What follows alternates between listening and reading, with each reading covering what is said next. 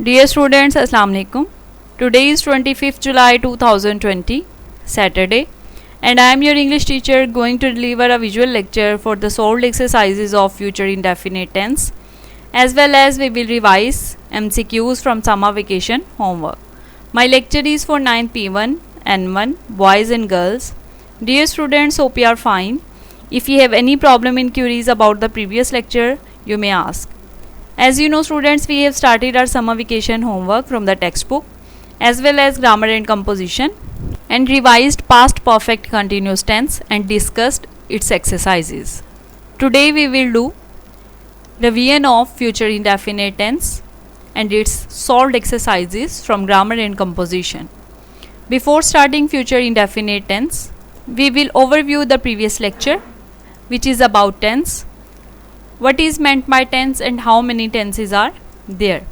There are three tenses: present, past and future tenses. Present means हाल या मौजूदा वक्त, past means माजी या गुजरा हुआ वक्त, and future means मुस्तकबिल या आने वाला वक्त, and tenses means ज़माने. Tense means time, वक्त या ज़माना. As we have discussed different aspects of present, past and future, and if we focused on future, there are four aspects: simple future means future indefinite, future continuous, future perfect and future perfect continuous tense. And today our topic is future indefinite tense फेल मुस्तकबिल मुतलिक. Future indefinite tense जैसे कि students हम detail में previous lectures में discuss कर चुके हैं, इसके यूजेज के बारे में, स्लाइड्स के साथ, इसके जो है वो स्ट्रक्चर के बारे में, इसकी डिफरेंट एग्जांपल्स, ठीक है, और डिफरेंट काइंड ऑफ सेंटेंसेस जिसमें affirmative sentences, negative sentences, interrogative sentences और डबल इंट्रोगेटिव सेंटेंसेस शामिल हैं. आई होप आपने अपनी नोटबुक पे ज़रूर नोट डाउन किया होगा अपना लेक्चर, ठीक है. उस नोट जो आपने नोट डाउन किया है, जो नोट्स हैं आपके, उस नोटबुक को अपने सामने रख लें, ठीक है, सबसे पहले, ताकि आपको रिवीजन में आसानी हो. फ्यूचर इंडेफिनिट टेंस के बारे में यहाँ उसके यूजेज के बारे में लिखा हुआ है कि future indefinite tense is a tense that describes an action of upcoming time. ये वो टेंस है, वो ज़माना है जो कि आने वाले ज़माने में किसी काम के करने या होने को बयान करता है, यानी कि जो कि मुस्तकबिल में कोई काम होना है हमने या फिर जो है वो सोचा है, प्लान है जो भी हमारा फ्यूचर, उसके बारे में जब हम बात करते हैं तो फ्यूचर इंडेफिनिट टेंस का इस्तेमाल हम करते हैं, ठीक है. फिर जो है वो इसकी पहचान उर्दू में अगर हम देखें तो फ़िक्रे के आखिर में आपको पता है कि गा, गी और गे वगैरह आता है, ठीक है. ये इसकी सादा सी उर्दू में पहचान है जो कि आपने अपनी नोटबुक में लिखी होगी. एग्ज़ाम्पल इसकी अगर हम देखें, लाइक हम मैच खेलेंगे, we shall play a match, ठीक है. फिर उसके बाद इसके साथ साथ अगर हम कंडीशनल सेंटेंसेस की बात करें तो उनमें भी ये प्रेजेंट टेंस के साथ हम लिखा हुआ देखते हैं, जैसा कि यहाँ पे भी स्लाइड में भी आपको नज़र आ रहा है, ये लिखा हुआ कि this tense is used in the conditional sentences with the present tense as. अगर तुम मेहनत करोगे तो तुम इम्तिहान पास कर लोगे, ठीक है. ये कंडीशनल टाइप 1 है. इन सेंटेंसेस में हम देखते हैं कि अगर एक सेंटेंस में आपके पास जो है वो प्रेजेंट इंडेफिनिट है तो नेक्स्ट में हम जो है वो फ्यूचर इंडेफिनिट का इस्तेमाल करते हैं, ठीक है. खैर ये तो कंडीशनल सेंटेंसेस की बात है. हम यहाँ पे सादा फ़िक्रे जो फ्यूचर इंडेफिनिट से रिलेटेड हैं, जो कि फ्यूचर प्लान्स हैं, उनसे रिलेटेड हम बात कर रहे थे. इसके अगर स्ट्रक्चर की बात की जाए तो सिंपली इसमें सब्जेक्ट के साथ जो है वो हेल्पिंग वर्ब का इस्तेमाल होता है. हेल्पिंग वर्ब इसमें विल और शैल ये दोनों ही इस्तेमाल होते हैं. विल जो है वो आपका बेटा यूज़ होगा जो है वो शैल सिर्फ आए और वी के साथ, और बाकी सभी के साथ जो रिमेनिंग आपके सब्जेक्ट्स हैं उन सब के साथ आपका विल का इस्तेमाल हम करेंगे, ठीक हो गया. ये आपका हेल्पिंग वर्ब है जो हम इसमें यूज़ करते हैं. फिर उसके साथ वर्ब की फ़र्स्ट फॉर्म यूज़ करेंगे और rest of the sentence complete करेंगे. सबसे सिंपल इसका जो है वो स्ट्रक्चर है, बहुत ही ज़्यादा ईजी है. यूजेज की हमने बात कर ली, आपने अपनी नोटबुक में यकीनन जो है वो इसको नोट डाउन भी किया होगा. जिस बच्चे ने नहीं किया वो इसको ज़रूर नोट डाउन करे, क्योंकि आपकी ये नोटबुक जो है वो इंशाल्लाह जैसे ही आप स्कूल वापस आएंगे चेक होगी. ठीक है। तो आपके नोट्स का कंप्लीट होना बेहद ज़रूरी है, इसलिए रिवीजन में मैं आपकी सॉल्व्ड एक्सरसाइजेज से पहले आपको एक दफ़ा दोबारा से इनका इंट्रो करवा देती होती हूँ टेंसेस का, ताकि अगर किसी का कोई टॉपिक कोई भी पॉइंट मिस हुआ है जो है वो जब हमने डिटेल में लेक्चर्स किए थे टेंसेस के बारे में, तो वो ज़रूर आप अपने पास लिख लें। ठीक हो गया। उसके बाद बेटा आपने जो है वो अफर्मेटिव सेंटेंसेस की अगर हम बात करें तो अंग्रेज़ी के मुस्बत फ़िक्रे में सब्जेक्ट के फ़ौरन बाद विल या शैल और वर्ब की पहली फॉर्म इस्तेमाल करने से ये टेंस बनता है, जैसे कि अभी हमने डिस्कशन की। आई और वी के साथ हम शैल लगाते हैं, जबकि रिमेनिंग जितने भी हैं जिसमें यू, ही, शी, इट और दे या कोई भी प्लूरल नेम है उनके साथ हमने विल लगाना है। किसी बात पे ज़ोर देना हो तो आई और वी के साथ भी हम विल लगा देते हैं। ठीक है, यानी कि जब कोई काम ज़रूर करना है। और इसी तरह से बिल्कुल इसके उलट जब हम यू, ही, शी, इट, दे वगैरह के साथ हमने कोई ऐसा सेंटेंस इस्तेमाल करना है, जब कोई काम ज़रूर करना है तो हम शैल यूज़ कर लेंगे। ठीक है, यानी कि आई और वी के साथ विल और ही, शी, इट, दे वगैरह के साथ हम शैल, बिल्कुल उलट हम। ठीक है, एग्जाम्पल में देखें, फिर आपको सही तरह से इसकी समझ आएगी कि हम फुटबॉल खेलेंगे। इसमें गा, गी, गे हमने देखा था उर्दू फ़िक्रे की जो पहचान है। और यूजेज इंग्लिश में अगर हम देखें तो जब हमने फ्यूचर में कोई काम करना है तो तब हम उसके लिए फ्यूचर इंडेफिनिट यूज़ करेंगे। वी है तो शैल का इस्तेमाल करेंगे। फर्स्ट फॉर्म ऑफ वर्ब कौन सी है? खेलना, प्ले, फुटबॉल, ऑब्जेक्ट आ गया। इसी तरह से अगर आप जो है वो इन्हीं एग्जांपल्स में नीचे देखें तो आपको यहाँ एक सेंटेंस नज़र आ रहा है कि वो ज़रूर इम्तिहान पास करेगा। ठीक है, वो है ही, यहाँ पे ही के साथ विल आना चाहिए था, लेकिन चूंकि यहाँ पे कंपल्शन है किसी चीज़ की, ज़रूर है, तो फिर हम जो है वो क्या करते हैं उलट इस्तेमाल करेंगे, ही शैल यूज़ कर लेंगे। ठीक है, इम्तिहान पास करेगा, ही शैल पास द एग्जामिनेशन। इसी तरह से हम ज़रूर आपकी मदद करेंगे। वी है तो ज़रूर का वर्ड है तो वी के साथ फिर हम जो है वो उलट वाला जो है वो यूज़ करेंगे helping verb, we will help you. ठीक हो गया। ठीक है, ये हो गए हमारे अफॉर्मेटिव सेंटेंसेस। उसके बाद आ जाएं आप नेगेटिव सेंटेंसेस की तरफ। मनफी फ़िक्रा जिसमें नहीं का इस्तेमाल होता है उसको हमने कैसे ट्रांसलेट करना है। इस टेंस के फ़िक्रों को नेगेटिव बनाने के लिए विल या शैल के बाद नॉट लगा देते हैं। फॉर एग्जांपल, वो नहीं जाएगी, शी विल नॉट गो। ठीक है, सब्जेक्ट आया, फिर विल या शैल जो भी लगाना है, फिर नॉट और वर्ब की फर्स्ट फॉर्म और रेस्ट ऑफ द सेंटेंस हम कंप्लीट करेंगे। इसी तरह से जो सवालिया फ़िक्रे हैं उसमें हम देखें अगर तो इस टेंस के फ़िक्रों को सवालिया बनाने के लिए फ़ाइल यानी कि सब्जेक्ट से पहले हम जो है विल या शैल लगाते हैं और आखिर पे हम जो है वो क्या करते हैं सवालिया निशान लगा देते हैं। जैसा कि क्या वो ख़त लिखेगा, will he write a letter. इसमें आप देख रहे हैं सब्जेक्ट से पहले हमने जो है वो विल का इस्तेमाल किया है, then subject, then first form of verb और रेस्ट ऑफ द सेंटेंस और क्वेश्चन मार्क हमने पुट किया। डबल सवालिया बनाने के लिए जैसे कि आपको पता है कि क्वेश्चन वर्ड जो भी होता है क्यों, कब, कहाँ, कैसे, सबसे पहले हमने उसको ट्रांसलेट करना होता है।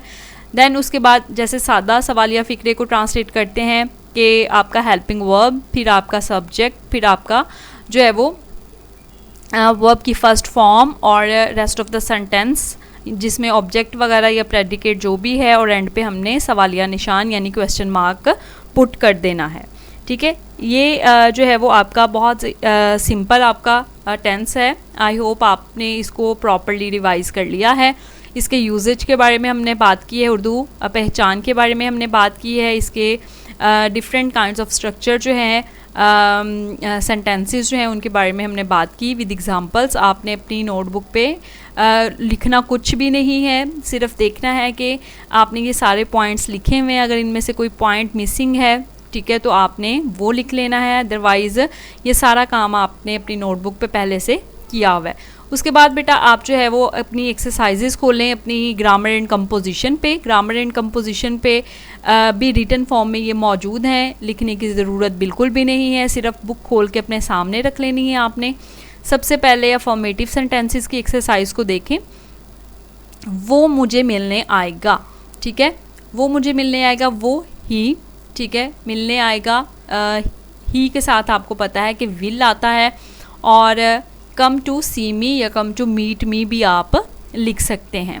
ठीक है, फर्स्ट फॉर्म हमने यूज़ करनी है। फिर उसके बाद है वो हर रोज़ सबक सुनाएगी, she will tell the lesson daily. वो सुबह सैर को जाएंगे, they will go for a walk in the morning. ठीक है, उसके बाद है तुम अपने दोस्त की दावत कबूल करोगे। कबूल करना होता है एक्सेप्ट, ठीक है, और दावत है तो इनविटेशन। ठीक है, you will accept the invitation of your friend. मैं अपने दोस्तों को रुखसत करूँगा। I shall see off my friends. हम इम्तिहान में कामयाबी के लिए मेहनत करेंगे। We shall work hard to get through the examination. मेहनत करना कामयाबी के लिए, इसमें जो है वो गेट थ्रू का वर्ड आप यूज़ कर सकते हैं, या फिर जो है वो आप इसमें टू सक्सीड का वर्ड भी यूज़ कर सकते हैं कामयाबी के लिए। ठीक है, ये डिपेंड करता है कि आप जो है वो आपको क्या वोकैबलरी यूज़ करना जो है वो ईजी लगती है। फिर उसके बाद है कि घोड़े चरागाहों में चरेंगे। चरागाह जो है पॉस्चर्स कहलाते हैं, और चरना, ठीक है, यानी घास चरना, घास का खाना और जो है वो जानवरों का चरना कहलाता है, तो ग्रेज का वर्ड इसके लिए हम यूज़ करते हैं। Horses will graze in the pastures. Police डाकू को पकड़ने में कामयाब हो जाएगी। The police will succeed in arresting the robber. ये मुर्गी हर रोज़ अंडा देगी। ये मुर्गी दिस हैन, ठीक है, अंडा देगी। विल ले एन एग हर रोज़ डेली। जुलूस यहाँ से 10 बजे रवाना होगा। The procession will start from here at 10। Procession जुलूस के लिए हम यूज़ करेंगे। ठीक है, रवाना होगा मींस के प्रोसेशन जो है जुलूस का रवाना होना जो है वो विल स्टार्ट ही कहलाता है फ्रॉम हेयर, यहाँ से एट 10 10 बजे। लड़कियां शादी के मौके पर गीत गाएंगी। Girls will sing songs on the occasion of wedding. लड़के तमाशा देखने जाएंगे। तमाशा देखने कोई शो, कोई भी सर्कस वगैरह के हवाले से यहाँ पे बात की गई है कि boys will go to see the show. मदारी अपने करतब दिखाएगा। द जगलर, मदारी की इंग्लिश जो है वो जगलर होती है। करतब दिखाना जो है वो शो हिट्स फीड्स कहलाएगा। करतब फीड्स होते हैं। The juggler will show his feeds. पहलवान अखाड़े में उतरेंगे। पहलवान रेसलर्स कहलाते हैं। ठीक है, अखाड़े में उतरेंगे। अरीना, अखाड़े की इंग्लिश जो है वो उतरेंगे प्रॉपर, उसके लिए जो है वो वर्ड है अखाड़े में उतरना या रिंग में उतरना। रेसलर्स का विल लैंड कहलाता है। ठीक है, the wrestlers will land in the arena. फिर है बरसात के मौसम में दरियाओं में सैलाब आएगा। Flood will come in the reverse in the rainy season. मैं वजीफ़ा हासिल करके रहूँगा। अब यहाँ पे वही जो कंपल्शन है, जैसे कि हमने डिस्कशन की है इसके यूजेज के बारे में पढ़ते हुए और इसके स्ट्रक्चर्स के बारे में पढ़ते हुए, कि जब भी किसी भी चीज़ की कंपल्शन आ जाती है तो तब वॉइस वर्सा हम जो है वो हो जाता है आपका जो हेल्पिंग वर्ब है। यानी कि वैसे तो आई के साथ शैल का इस्तेमाल करते हैं, लेकिन जब कोई काम ज़रूर करना है, कंपल्शन है किसी चीज़ की आ गई हमारे सामने, तो तब हमने वहाँ पे उलट जो है वो हेल्पिंग वर्ब इस्तेमाल कर लेना है। आई के साथ हमने विल का इस्तेमाल यहाँ पे किया। ठीक है, I will get a scholarship. फिर है हम दुश्मन को शिकस्त दे के रहेंगे। यहाँ पे भी वही सिचुएशन है आपकी कि यहाँ पे भी हमने जो है वो कंपल्शन है, कोई काम ज़रूर करना है, तो we will defeat the enemy. अगर यहाँ पे फिर हम शैल का यूज़ करेंगे तो गलत हो जाएगा, हालांकि वैसे तो वी और आई के साथ हम शैल का इस्तेमाल ही करते हैं। फिर उसके बाद है वो ज़रूर जुर्माना अदा करेगा। वो ही जो है वो उसके साथ वैसे तो विल आता है, लेकिन चूंकि स्ट्रक्चर में आप देख रहे हैं कि कंपल्शन है, सेंटेंस में नज़र आ रही है हमें, ज़रूर का वर्ड हमें नज़र आ रहा है, तो इसलिए ही शैल पे द फाइन। वो ज़रूर सदर का इंतज़ार करेंगे। ठीक है, इसमें भी वही कंपल्शन वाली सिचुएशन है कि ही के साथ वैसे तो या ज़्यादा है वो दे है उसकी इंग्लिश, तो उसके साथ वैसे तो हम जो है वो विल का इस्तेमाल करते हैं, लेकिन चूंकि यहाँ पे कंपल्शन आ गई है सो दे शैल वेट फॉर द प्रेसिडेंट। फिर है तुम ज़रूर हमारे हुक्म की तामील करोगे। यू के साथ वैसे विल आता है, तो यहाँ पे हम जो है वो यू के साथ फिर शैल का ही इस्तेमाल करेंगे। तुम ज़रूर हमारे हुक्म की तामील करोगे। तामील करना यानी कि फ़ॉलो करना, ओबे करना किसी भी ऑर्डर को। यू शैल ओबे आर ऑर्डर। ठीक हो गया। उसके बाद आ जाएं बेटा आप इसकी नेगेटिव एक्सरसाइज पे। नेगेटिव सेंटेंसेस आपके जो ग्रामर कंपोजिशन पे मौजूद हैं, उसमें कुछ तलबा बाकायदा काम नहीं करेंगे। एग्जाम्पल्स हैं जो आपकी, इसमें आपको पता है कि विल और शैल के बाद आपने कुछ तलबा बाकायदा काम नहीं करेंगे, इसमें नहीं का इस्तेमाल हमने देखा है। Some students will not do their homework या वर्क रेगुलरली। क्लर्क वक्त पे दफ्तर नहीं आएगा, ठीक है। The clerk will not come to office in time, वक्त पर आना इन टाइम जो है वो कहलाता है। फिर उसके बाद है अफसर चपरासी को तनबी नहीं करेगा, तनबी करना यानी कि वार्न करना कहलाता है। The officer will not warn the peon. बाज़ मुलाजम मेहनत से काम नहीं करेंगे, सम सर्वेंट्स या वर्कर भी लिख सकते हैं, will not work hard. Principal तुम्हारी छुट्टी मंजूर नहीं करेगा, the principal will not grant you leave. नौकर सर्वेंट है इसकी इंग्लिश, ठीक है। डाक में डालना, पोस्ट द लेटर या कुछ भी डाक में डालना पोस्ट करना कहलाता है, will not post the letter. तुम्हारा स्कूल कल नहीं खुलेगा, your school will not open tomorrow. लड़कियां आज रक्स नहीं करेंगी, girls will not dance today. हम डॉक्टर को नहीं बुलाएंगे, we shall not send for the doctor, ठीक है। या कॉल भी हम लिख सकते हैं। ये बच्चा झूठ नहीं बोलेगा, this child will not tell a lie. Akram station पर देर से नहीं पहुंचेगा, Akram will not reach the station late, ठीक है। वो सारा पर्चा हल नहीं करेगा, he will not solve the whole paper. तुम अपनी गलती को नहीं मानोगे, you will not admit your mistake. मैं इसे माफ़ नहीं करूँगा, I shall not forgive him. वो इस कहानी को नहीं भूलेंगे, they will not forget this story, ठीक है। ये आपकी नेगेटिव वाली एक्सरसाइज है। फिर उसके बाद आपकी ग्रामर एंड कंपोजिशन पे एक्सरसाइज है इंट्रोगेटिव सेंटेंसेस की, ठीक है। इसमें देखें, तुम्हारे लिए ख़तरे का सामना कौन करेगा। इसमें ये पहला ही आपका डबल सेंटेंस है, ठीक है, यानी कि क्वेश्चन वर्ड है आपका। क्वेश्चन वर्ड को हमने सबसे पहले ट्रांसलेट किया, कौन की इंग्लिश होती है हु, ठीक है। फिर उसके बाद हमने हेल्पिंग वर्ब यूज़ किया will, who will face the danger for you. उसके बाद है क्या लोग पागल कुत्ते के पीछे भागेंगे। ये आपका सिंपल सवालिया है, जिसमें सबसे पहले हमने हेल्पिंग वर्ब को पुट करना है, विल द पीपल, ठीक है, run after the mad dog. Question mark का आपने ख़ास तौर पर ख्याल रखना है। तुम मकान कब खाली करोगे। कब आ गया है तो व्हेन हम लिखेंगे, when will you vacate the house. क्या मुसाफिर गाड़ी से रह जाएंगे, will the passengers miss the train. गाड़ी से रह जाना यानी कि गाड़ी छूट जाना, मिस द ट्रेन। गवाला जो है वो दूध में पानी क्यों मिलाएगा। Why will the milkman mix water with milk.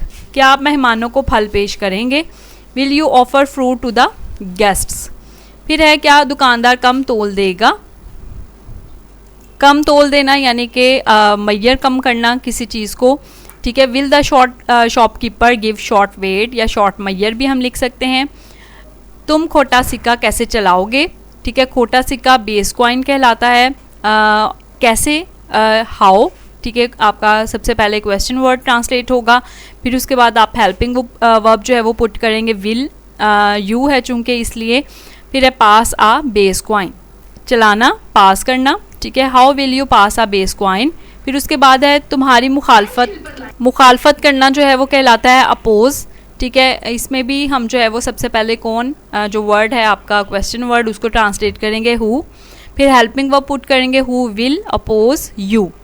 Driver गाड़ी कहाँ खड़ी करेगा, where will the driver park the car. इसमें वेयर कहाँ की इंग्लिश है, ठीक है। फिर उसके बाद हेल्पिंग वर्ब हमने पुट किया सब्जेक्ट, फिर उसके बाद वर्ब की फर्स्ट फॉर्म हमने पुट की है खड़ी करना पार्क करना, the car question mark and पे लगाएंगे। सलीम अपना कर्जा कब वापस करेगा, व्हेन विल सलीम पे बैक हिज लोन। क्या वो आपके सामान की हिफाजत करेंगे, will they look after your luggage. सामान की इंग्लिश है लगेज। आप अपनी किताब कब शाया करेंगे, when will you publish your book. फिर है क्या आप इस्लाम की तबलीग करेंगे, विल यू प्रीच इस्लाम। बर्फ़ पहाड़ों पर कब पिघलेगी, when will the snow melt on the mountains. ये बेटा आपकी ट्रांसलेशन एक्सरसाइजेज हो गई हैं, जिनको आपने लिखना नहीं है बिल्कुल भी, सिर्फ आपने इनकी प्रैक्टिस करनी है। सॉल्व्ड और अनसॉल्व्ड दोनों ही। फ्यूचर इंडेफिनिट को कंप्लीट रिवाइज़ करना है। लेटर नंबर 9 भी आपने इसके साथ साथ रिवाइज़ करना है। उसके पैटर्न को, बॉडी आपने अच्छी तरीके से रिवाइज़ करनी है, ठीक है। कोशिश किया करें कि लेटर चूँकि आप पहले याद कर चुके हैं, अब इसको आप लिख के ज़रूर देख लें। डायरी बेटा आपने अपनी नोट डाउन कर लेनी है डायरी में या नोटबुक पे। हमने ग्रामर का काम किया है सिर्फ। Prepare and practice translation exercises of future indefinite tense. Verb MCQs आपने फ्यूचर इंडेफिनिट से रिलेटेड अपने समर पैक में से रिवाइज कर लेने हैं, और लेटर नंबर 9, ठीक है। Thank you so much students. If you have any problem in queries you may ask in comments. अल्लाह ताला आप सबको अपनी हिफ्ज़-ओ-मान में रखे।